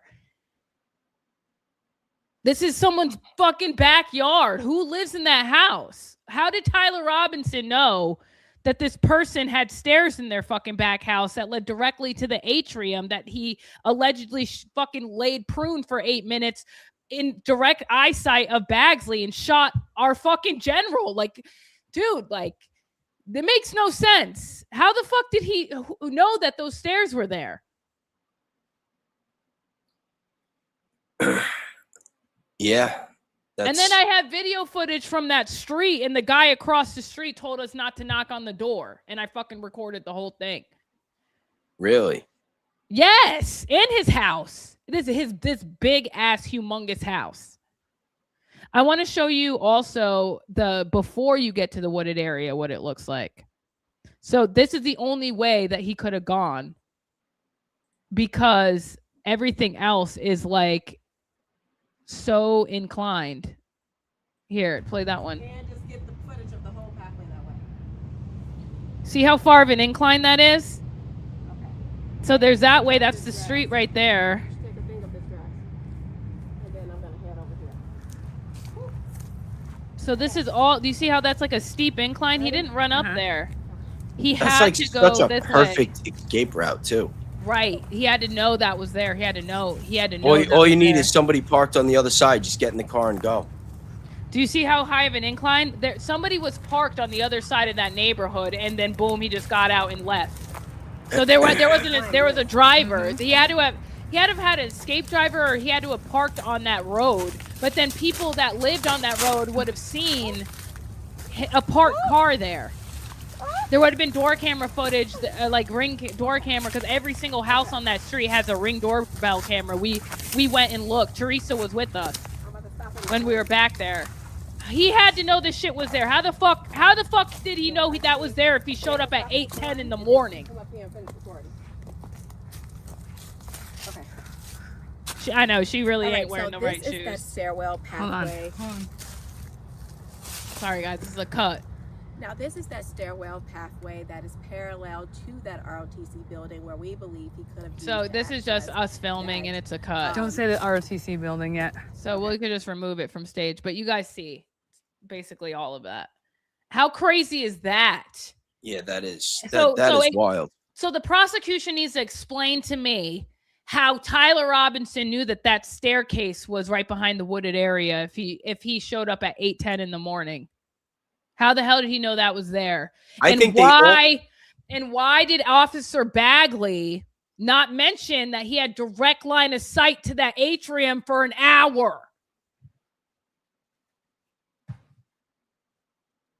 That's what I want to fucking know. Another thing that I just realized that I thought about was when I think it was David Hull, when he was talking about the person jumping off of the roof and going into the wooded area, and they were trying to give a hypothesis about what he was doing. They said that maybe he was looking for a place to stash the weapon. Well, this is 10 months later. They had to have investigated. They had to have searched the whole area thoroughly. Why didn't he bring up those that staircase and that path in the preliminary hearing this week? Right. Nobody brought it up. They said, "Oh, what do you think he was doing?" "Oh, he was probably trying to find a place to stash the weapon." The They didn't. story They didn't ends- say. Why didn't they say? Oh well, there was actually. We found out that there was a path there that led to the street that we believe that he went and fled through. Let me tell you something else though. So, oh, I removed it. The where they found the bolt action rifle was right on the road. You guys saw how close that road was. Do I need to bring it back? Oh, here we go. Put it back up and we can go back to Which how one? close the here. One with the cone or that one? This one, yeah. All right, pause. Look how close to the road this is. So you're trying to tell me if you're trying to get away with the crime, you're stashing this shit right here? That's where basically this is where we found it. That a little bit over to the left, like right here. This is where they found it. Right there. That's where they said the weapon was. Yeah, we have the direct place on our reel. So go to my Instagram page, Lala the Jedi, and look at the reel where it's the wooded area, Tyler Robinson wooded area, and that's where they found it. It's like one step to the left of this. But do you see how close this wooded area is to the road? So if you're trying to get away, this is the road right here. If you're trying to get away with murder, why would you stash the rifle 3 feet away from the road before you get to... Sorry if I'm yelling, guys. No, yell. They love when we go off. Before you get to the stairwell. So it's not like he put the rifle here in the back where all of this shit is that we showed you before, that hole where that whole backyard is, and you run up to the like back of the person's house. They didn't stash it there. Tyler Robinson didn't stash it back there. He stashed it 2 feet away from the street. Why? Because they wanted it found. They wanted the bolt action rifle found because they were planting. In my opinion, it seems as though if you were to stash the murder weapon 2 feet from the road, it would appear as if, in my opinion, that you would want it to be found. Would it not? Why would you stash the murder weapon 2 feet away from the fucking main road? It doesn't make any sense.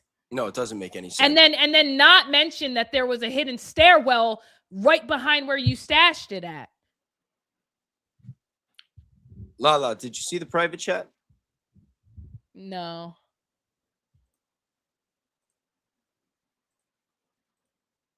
Okay, word. Word? All right. Guys, you might be in for a treat. Hold on. Hold on. I don't even really follow him. What is he? What's his stance on all this? You'll see. Well, maybe if he shows up. He blocked me on X again, so he's got to fix that real quick, or he's not getting a link. We may have a special guest. Oh, he's I know who he is. He's everybody knows who he is. He is supporting the main the Fed narrative, right? Huh? He's supporting the no. He's the one that thinks that it was Brian Harpole. Oh, he's big on the necklace, the whole necklace theory. Got it. Sorry guys, I'm on Instagram. That's it. Like X gives me too much anxiety. Everybody's like, get on X. I feel like I missed the X ship. Like, you know. Oh yeah, X is so toxic too. I just got on there recently. I'm not like I'm really just. I don't know why. I've just never been compelled to get on X and just fucking track at what everybody does every second of the day. I like Instagram because I'm more of like a video person. I learn a lot from videos. I like to make videos. Yeah. So anyway, we could take this down, but do you guys see what I'm trying to present here with the staircase? Like how crazy that is? Like what the heck is that? Yeah. Hold on. This guy is. I think I'm like the only person that doesn't use StreamYard on my phone. Everybody's always texting me these links, and I get so annoyed. I'm like, just send it on X.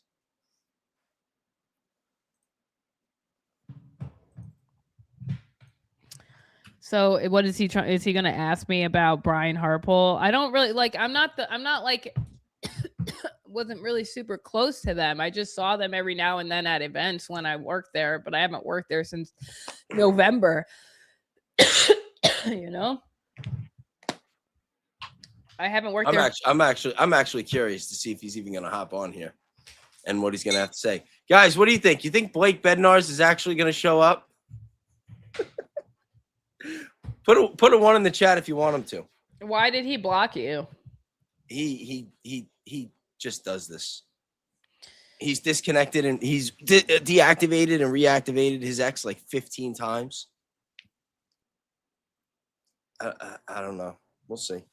He's got the link though. Oh, he's seen it. No way. He's gonna come on. No way.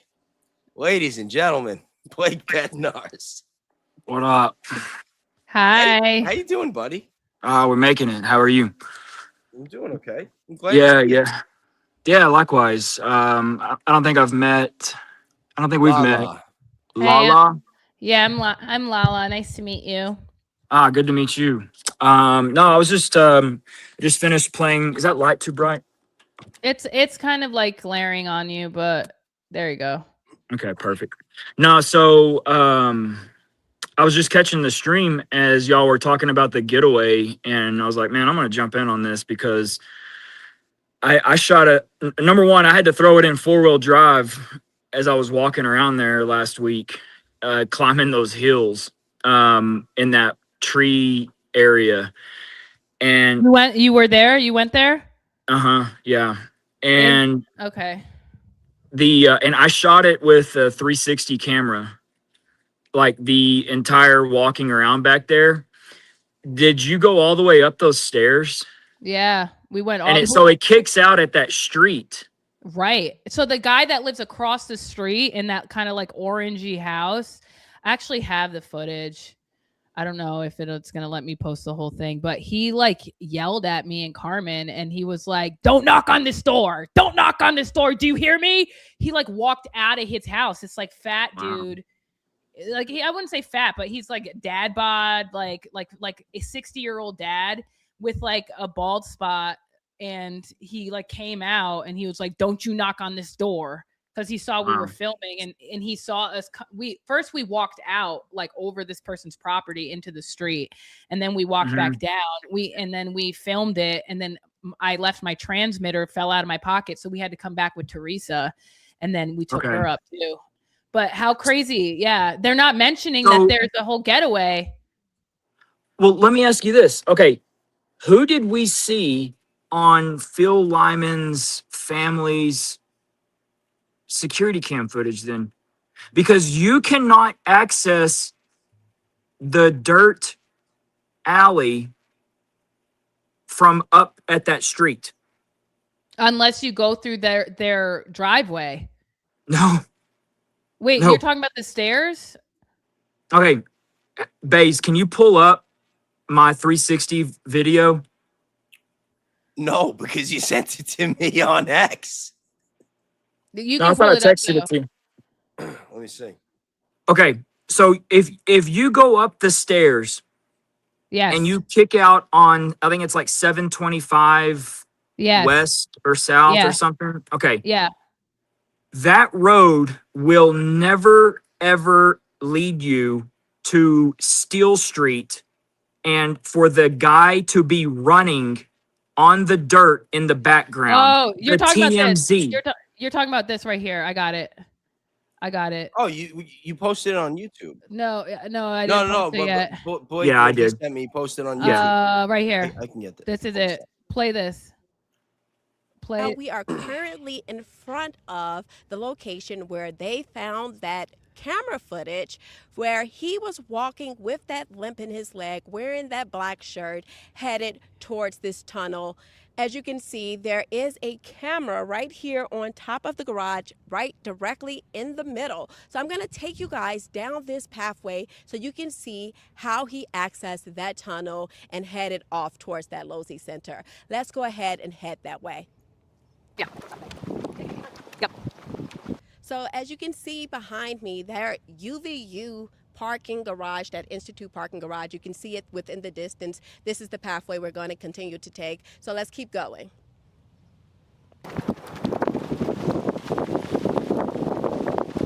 All right, so directly behind me, as you can see, is the ROTC building. Now, I just want to point this out because this would... Now, the dirt area you're talking about is right up this road. It's up. Yeah, right up this road right That's here. the getaway. It's a dead end. No, so that neighborhood, there's got to be a trail in that neighborhood. There's not. I walked every single possible place. There's no, but wait, hold on, hear me out. So this road is Campus Drive. That is like parallel to where she's standing. It's Campus Drive. Campus Drive. And then that stairwell comes up Campus Drive into the neighborhood where right behind this ROTC building, the back side of that is where the dirt trail starts and it says no trespassing. Right. Where the TMZ caught him coming down. Running. Yes. But behind that is the neighborhood where the stairwell goes up. So I think there might be houses up there, but he would have had to run across people's property to come down on that dirt path. There's absolutely no possible way. He had to have run on the street. There's no way to run on the street because it's all gated. Like put this one back up, the first one back up. I'm about to stop on the front. Okay. So hold on. Yep, so, that's right there at the gun. So when you run straight this way, the street is right here. So yeah, you're looking up Campus Drive. So when you go straight, these mounds kind of like flatten out a little bit, and then there are residential houses to the left, and they're all gated off with like a steel gate. And this way is it's like maybe a 75% incline. So the only way for him to get out of this area is through that staircase. Unless he was running on the street as like an assailant wearing all black. I think he was. So people driving on this road didn't see him? No. Because I don't think he stuck out. Then how did he get the white car? But then how did he get to the dirt road? Because this Campus Drive heads in the opposite direction. If you pull up the 360 cam that's on my YouTube bays, I can tell you the timestamp to go right to it. You got it. Hold on. I'll pull it up right now. And on this 360 cam, you can drag and look everywhere you want. It's completely 360, like you're right there walking. Pull up the back of this neighborhood behind the backside of Campus Drive. Wait, this is the YouTube video. Tell me where. Give me the timestamp. Go click in the middle. Use right in there. Use Google Maps. Well, let me see with this, and then use Google Maps. Go forward, and then drag your mouse around. Okay, so I walked. Did you go up and down every single possible? Keep going. Okay, so play right there, Bays. So this is 700. This is drag the mouse. Click the video. No, click into the video. Is this 700 East? Yes, and Bays, you can drag your mouse like you want to look to the right. No, inside the video. What do you mean inside the video?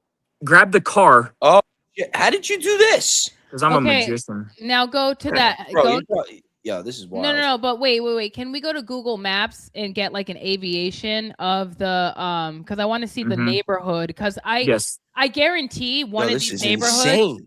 I guarantee one of these neighborhoods cuts into that no trespassing behind the ROTC building. I shot the whole thing like this. So you Blake with his little selfie stick.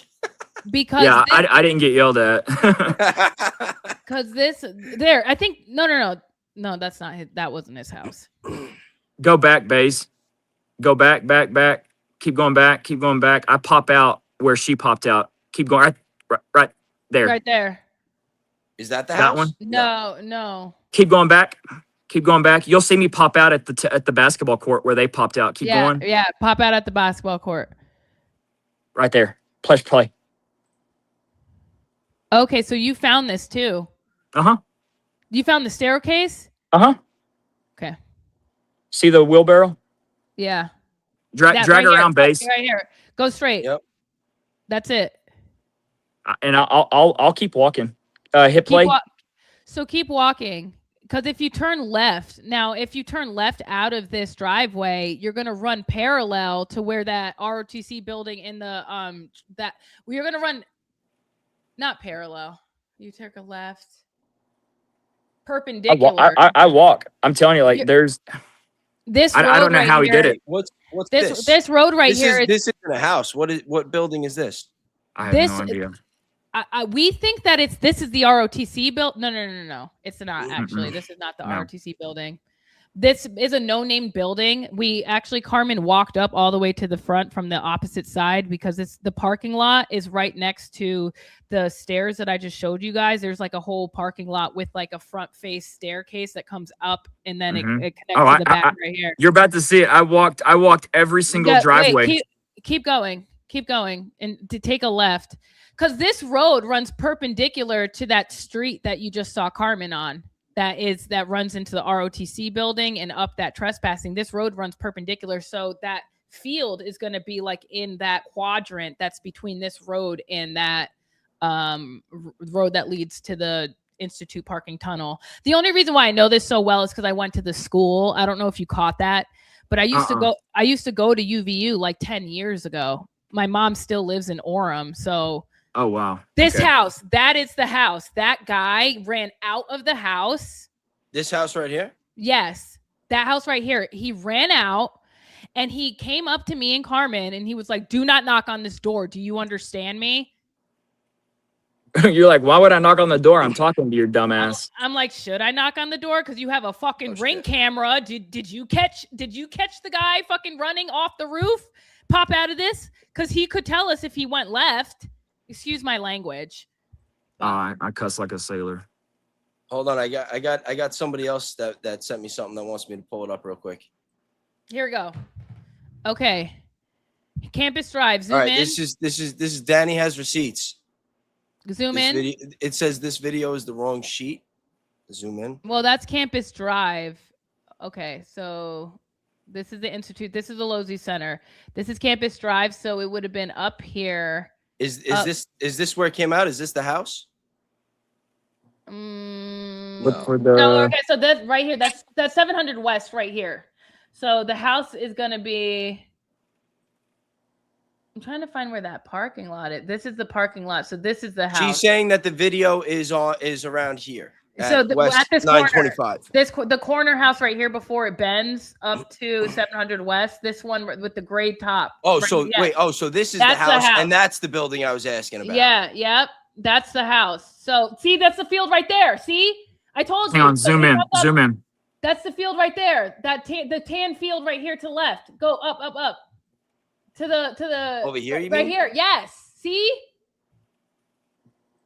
That's it. Because that's the parking lot. Wait, so what are we looking at right now, Lala? Break it down. Okay, so this tan area right here, this dead grass right here, and this dead grass up here, that is, if you guys remember, on the TMZ video, caught him running down this field, which is a no trespassing field. And when you walk up, the ROTC building's on your right, and then it's a dead end, and it's this field right here, which runs perpendicular to 925 South. So he would have popped out, taken a left on 925 South, heading to 700 South, and he would have cut through these fucking residential houses. He would have cut through this backyard and ran across this field in order for TMZ to have caught him, because him coming in was on not 800, it was 800 West. Yeah, him coming in was on. Okay, so let's do this. Bayes, go back to my video. Go to the very end. Right there. Yes. Back up. Back up right there. As I'm walking up to the where is this? Okay, I just cut through. Oh, this is the ROTC buildings on the right. Yes, I'm walking up to the ROTC, correct. Yes. So you would have wanted to gone up to the right. like behind the ROTC building. He cut through the ROTC building, dude. This is the ROTC building right here on the right. Mm-hmm. Yo, this is wild. He fucking cut through the ROTC backyard, dude.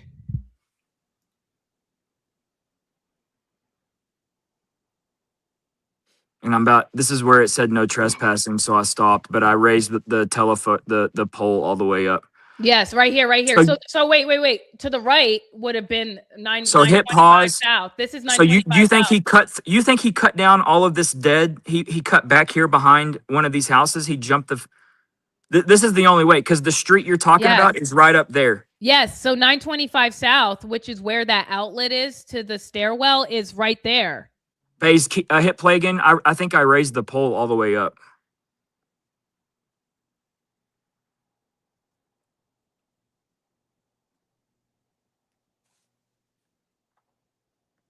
And then drag it around, hit pause, and then drag it around. And let's look to the left. Yes, boom. 925 South is right there. Right over. So you think he ran down that grassy, dead area? You don't think he came through the front of like the path I just took? No, because it's too obvious.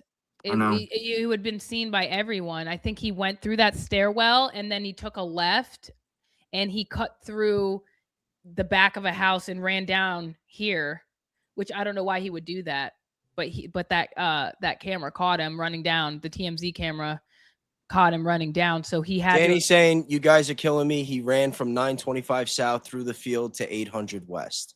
Okay, go back to it. Go back to that person's map. Yeah, go back to the map. He ran 925. Okay, there's that. So So the house is right here. This gray house on the corner. Yeah. Then ask Danny. Kirk's a left, and then he cuts through one of these houses down the field to 800 West. Ask Danny what house he cut through.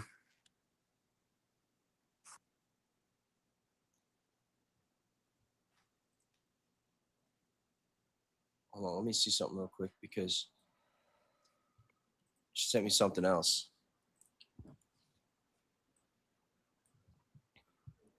That's it. It looks like he's already running. He's already run. She says before the shooting. No, this is after. I think. Let me see if there's a before and an after. After the shooting. Yeah, that's so up that hill is 925 South, 700 West. That's where he popped out from the street. He took a left. He cut through. Behind the house on 800 West, center right of the blue rectangle. Post it again.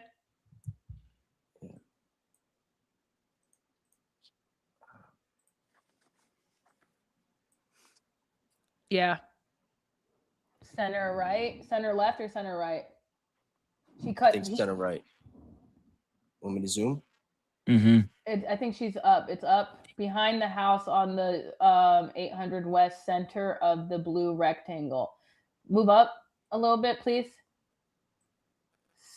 What is it? Center of the blue rectangle. So cut through right here. Is it the brown roof? The brown roof. But how does that line up with the video on Steel Street? Because we're seeing video from the house, the brother's house that is right in line with 800. What video from Steel Street? The 800 West video? Yes, 800. Yes. Yeah, because he looks like he's already running. He's running. She's saying Steel Street was earlier in the day. No, who saying that? Danny. Oh, I don't know. All I'm saying is it was earlier with the darker blue roof. Steel Street is earlier in the day. Steel Street's when wait, no, this is the Steel House. Like that whole street's owned by people last name Steel, but the two brothers that have that caught video camera. Should we go back to the video? I don't think I did 360 down that direction.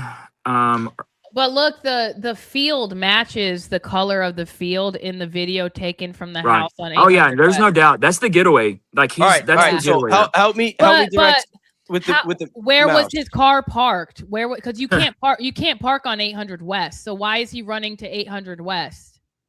You can't park. There's no parking unless he lived in one of the houses or he got picked up. Who says the car's parked? Later that day, there was apparently the car with 4 people in it with the bald driver. So there had to have been a getaway car. Yes. Right. And they would have either been posted on 800 West or 800 South. I don't see. And then if they push the narrative as a lone shooter, they could just write that off as a getaway. He couldn't have been there because he couldn't park. Right, he couldn't park. You can't park on 800 West. But if he's not a lone shooter and there's a car full of people waiting, the car could be driving around anywhere and just catch him along the way. And look, y'all, there's weird stuff that happens with that video from the steel where it deliberately zooms in as the person is running on the dirt back there, and then they pop out to the left of Phil Lyman's aunt's house. There are people getting into a vehicle, and look, it was deliberately zoomed in so that we could not see the vehicle. This is very, very problematic. Okay, this is on the TMZ video of the getaway as he's running in the background, and then he pops out on the left-hand side. If you're looking at Phil Lyman's aunt's house, the video zooms in all the way to him. But if you look down at the bottom of the frame, there's 2 people getting into a vehicle right in front of Phil Lyman's aunt's house. Do we have that video? It's the TMZ. If Bayes, you have the TMZ website. Right, yeah. This has been the main thing that's made everyone so upset, is the lack of cooperation with the Lyman and Steele family, because all of this could be alleviated if they would just put out the original videos that were recorded from their cameras above the garage doors. Instead, they gave the footage to TMZ. It was chopped, zoomed, screwed up. I mean, watermarked.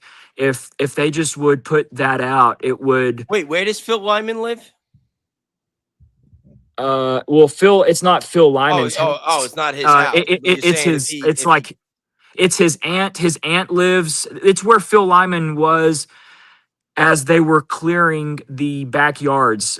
Guys in the heavy tactical get up. Do you remember that video with Sophie Anderson, his campaign manager? That video, they're inside of Phil Lyman's aunt's house. Bayes, turn drag over and let's look up where I'm walking. Look to the right. So this is I don't know what the house this is. I went up and down Let me see. Turn it around.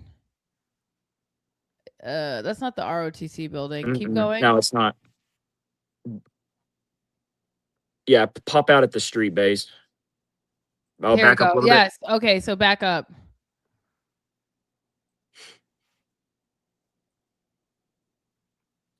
So you flew out to Orem for this? No, I drove. Okay. How many energy drinks did you end up drinking for this? That's classified. Okay, that's classified. I didn't have a heart attack. Bayes. Drag it around so she can see. Yep. Okay, so I think that. Okay, yes. So this is the corner. The house is on the. Wait. Go the other way. Go to the right. To the right. Yeah. Keep going. Behind Blake. The house directly behind him. Can we see it? On this corner right here? Look at that handsome fella. I know. The guy. So that is the house right there on the corner that yelled at us, and this house kind of wraps around on the other side. And it's kitty corner to that outlet. This is wild. So I walk a good ways down this. Let's see if we see that street actually. And Bayes, this go forward. This is supposed to be the path that he takes. It would have had to have been. So he came out where that trail was, came out from that backyard, cut the left, and he's going all the way to, what is it, 88 West through by that field. So look over to the left-hand side. This would be where he ducks off, right? I mean, keep hitting play, but hit play, but look over to the left. He would have ducked off down one of these. Yes. So these are the houses that are on top of that incline that where, yes, right behind the ROTC building in that empty field. Yeah.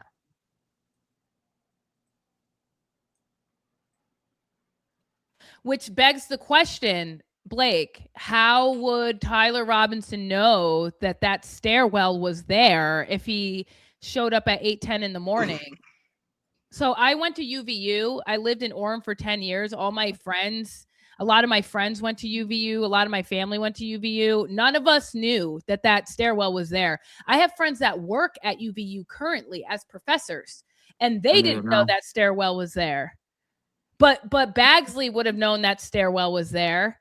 Not implicating him in anything, but it is odd that he was standing in post on special assignment above the Hall of Flags, staring directly at the Losey Center 4th tier atrium for an hour. Because he got to work at 11.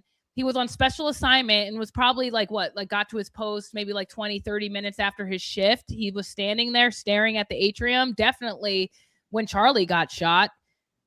Blake, why are you going backwards now? Well, you got to turn the camera around, bro. But you're going the wrong way. No, I just stopped and turned around because I was like, this is just gonna kick out to. So I was gonna walk it back. Why didn't David Hull bring this up in his testimony? They stopped. So the story in the courtroom stops at the wooded area. They don't go farther than that. They go the wooded area and then it jumps to Washington County with. Isn't that odd? Is that not odd to you? I mean, it is odd. It is odd. It ends at the wooded area and then it jumps to Washington County with Agent Davis.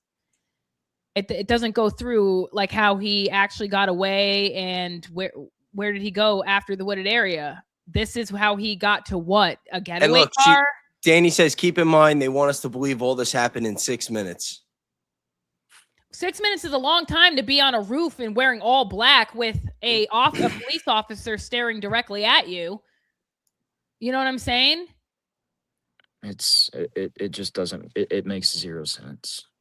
This is awesome. And Blake, great work with this. Oh, thanks. Yeah. So that is the building that you guys are saying. What is that building? That's the building. It has no name, and it kicks out on the other side. The back end's on the other side, right next to that stairwell outlet in the basketball driveway. And these are the steps that Carmen took. I didn't take him all the way up. By the end of it, I was so beat up by the sun. She did that in heels? She did all this in heels for 5 days. Trooper. I can't even imagine. Girl. I mean, that's wow. For 5 days. And the first 2 days, we had her, well, not we, she and I worked together, but this girl was walking up and down to the Losey Center from Institute parking garage 4 or 5 times in fucking heels. Yeah. Now, didn't they say that one of these houses was owned by Palantir? Or is that just a rumor? Jimmy Dore said that house that we just showed where the bullet action rifle was found was owned by Palantir. That's what he said. I haven't independently confirmed that yet. But I got to get in touch with him. I got to get in touch with him. All right. Well, hey, I wanted to show y'all this. I gotta go shower. I just played 3 softball games. Okay. Well, thank you. Yeah, I just wanted to. Yeah, I wanted to point this out, and I'm definitely going to keep watching. But this has been something that's been elusive. It's been inconclusive, and it makes no sense. The getaway, and for some reason, it's really not being hit on, talked about. It's just kind of a question mark to me still. I mean, the only thing we know for certain is that he appears on that dirt road right straight ahead of where the camera's looking here, from Steel, one of the Steel brothers cameras down that way right there. And it's just, I was like, how the hell did he get back here? And so it makes sense that he would jump over a fence or something and run through there, because you would not want to be running on the roadway. Right. That's why it wouldn't make sense for him to go straight. That's why he had to have gone up those stairs, which means he would have had to have known that those stairs were there, which means he would have had intimate knowledge of the campus and the neighborhood and whoever lives in that house. Because who's walking in and out of people's driveways all the time and you're not like, yo, who are you? You know, like why are you walking through my house? Danny says 12:23 shot. Ran to change clothes, hide gun, across campus drive, red rectangle, run through the housing tract, and in that TMZ video at 12:29. So this is just evidence to me that there was someone on the roof. That doesn't mean that the person on the roof shot a rifle that killed Charlie Kirk, because we don't even have evidence that the bullet that hit Charlie Kirk even have engravings on it.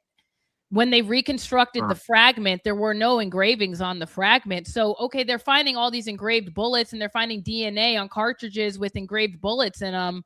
But that doesn't mean that those are the bullets that killed Charlie, because there's no engravings so far from any of the reconstructive fragments. Wasn't there 7 fragments that were found in Charlie, and they only got the lab only got 4 of them, and they were only able to reconstruct 1?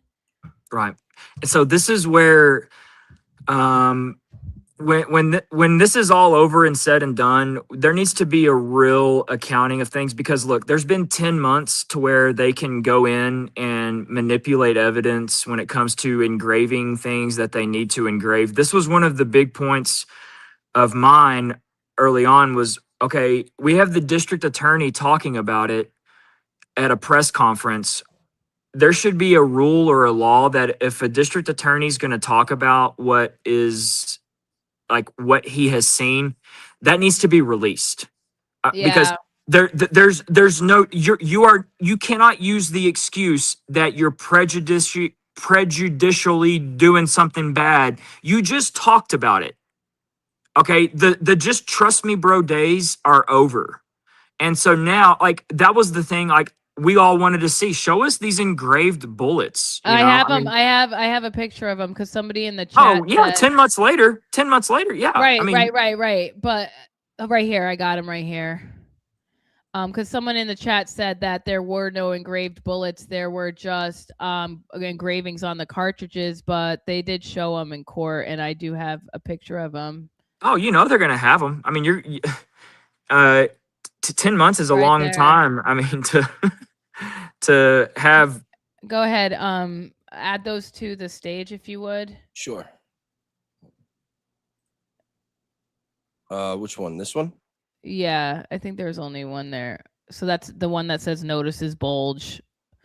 That's so fucking stupid. But that doesn't mean that the one that hit Charlie had it.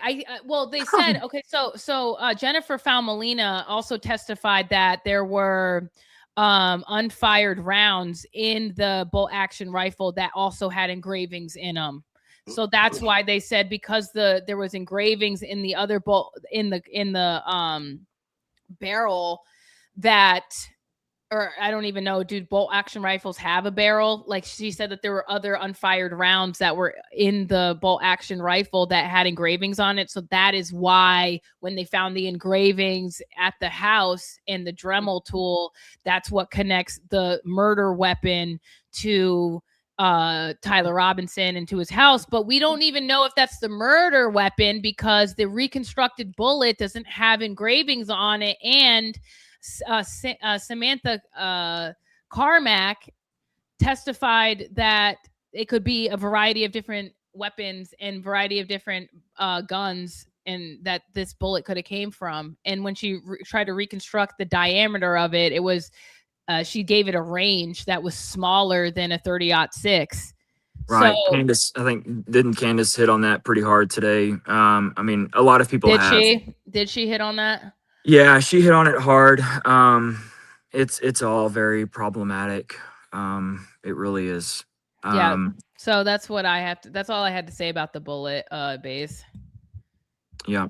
Well, hey guys, I'm gonna jet. It's good to see y'all. It's good to meet you. It's good to meet you. For sure, Bayes. I'll catch up with you, bro.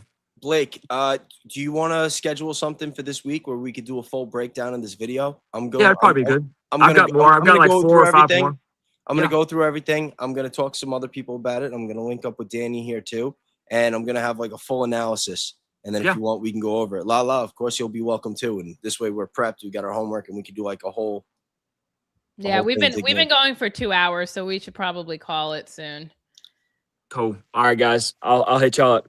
All right, nice to meet you. Bye. Take care, buddy. All right, Bays. I'm probably gonna head out as well. Thank you for having me on. All right. Yeah, I just got 2 supers here that I just want to read real quick. Oh, Blake's still there. The Riley, $5. Thank you very much. Hold on. I can remove it. Yo, Bays, check your space comments. I've been trying to get it out since last November. Blue car getaway. Yeah, DM me on X. DM me on X right now, and I will be checking my DMs tonight. If anybody that's watching has any information that you want to send me, now is the time, because now that I got this video, I've already talked to Lala about the trail and seen the videos that her and Carmen made. But this is gonna be my homework for the night. So if anybody has anything, please send it. We got Mesh, $5. Thank you very much. Anyone remember 2 people that had a video and said they saw a car SUV drop off in that wooded area? Was that SUV blue by any chance?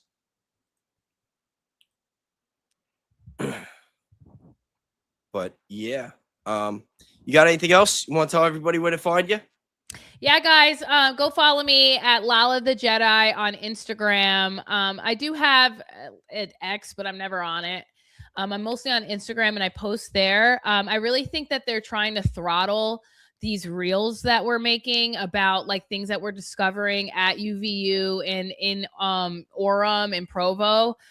So if you could go there and support some of the reels that we made for the Tyler Robinson preliminary hearings and our trip to UVU, we'd really appreciate that. And go follow New Black America.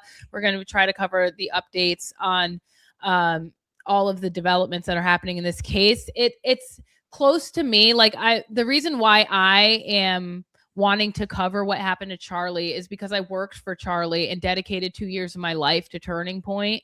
And I know a lot of these people, and I just want to make sure that the objective facts are being reported without a bent and without like some type of like PR agenda, like, whether it's like a pro-Israel or an anti-Israel bent. I feel like his assassination is being used and weaponized mostly from the victim, to be honest with you. Erika Kirk is being like used as a political like PR campaign.